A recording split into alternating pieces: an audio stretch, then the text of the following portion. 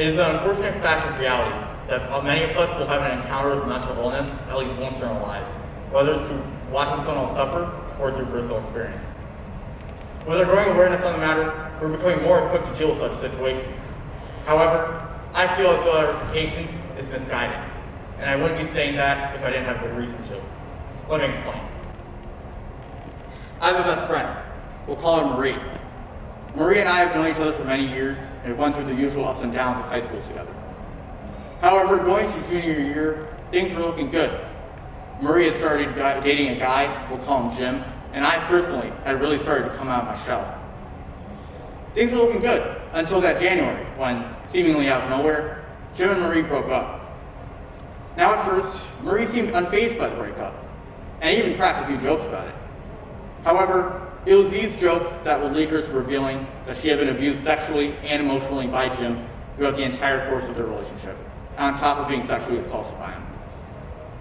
At first, I didn't know what to think, whether to be angry or to be sad, but I kicked myself for not noticing anything wrong with the relationship. However, these thoughts were short-lived, because I knew I had to be there for her going forward. Now, before the pandemic, things seemed to be looking good. There were ups and downs, but it was a general upwards trend. However, once the pandemic struck, things came to a grinding halt. I couldn't see her anymore, and my communication with her was reduced to a wall of text on a screen. I've seen the highs of highs, and I've seen the lows of lows. But with each traumatic memory about Jim, each emotional outbreak, it seemed as though my best efforts to keep my best friend's head above the water were going unheard, like a water bottle being thrown into a house fire. It got to the point where I had to let the course of that wildfire that was Marie's emotions run its course before I could help her pick up the pieces.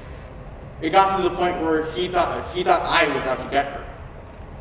This isn't her fault, but it distressed me greatly seeing her in such a state. Finally, the realization that she had to get professional help came. And since the world continues to burn, it may be a while before she's able to get it.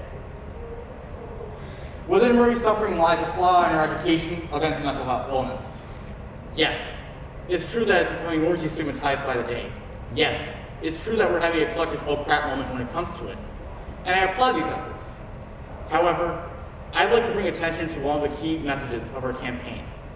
You might have heard it before. Reach out, talk to others, tell those closest to you that you're there for them. Now on a surface level, this is a statement that I 100% agree with. In fact, I encourage everyone to reach out to someone they love and trust and simply ask them about their day. However, I feel like we should ask ourselves more questions, like, what do we do if that person really needs us? What about if they come to us first? Do we really know what such a topic entails? The truth about helping someone in a mental crisis is that it is a sometimes grueling undertaking.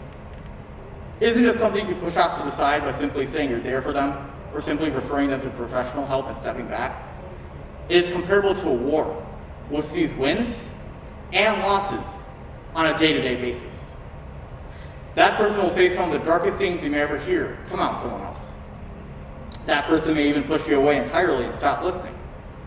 The truth is, helping someone in peril will have an impact on you. When someone reveals their mental suffering to you, I believe it's a judgment call that warrants a few questions. Like, can you help this person, but only if they're getting professional help on the side? Are you yourself fit, physically, mentally, and time-wise to help this person? Can you be there for them, for absolutely everything, even if it's hard? These are tough questions. But as someone who has been through a mental crisis of his own, it is important to me that the people I reach out to are truthful about their ability to be there for me. Because nothing hurts more than someone saying they're going to be there for me, and then they aren't. So what do you think we do about this, you may be asking? Well, I believe the answer is simple. We refine how we educate about mental health. We need to continue to tell people to reach out to their loved and trusted ones in their time of need. But we also need to make sure those loved and trusted ones are supported themselves. These loved and supported ones, these rocks that people come to lean on, We need to make sure they're equipped with the knowledge they need to deal with such topics and conversations. Teachers, friends, mentors. These people are just as important in our fight against mental illness as the professional doctors and therapists. We need to make sure that we're there for each and every one of them so they can be there for each and every one of us. Rome wasn't built in a day, but it probably took the effort of many and must have met failures along the way.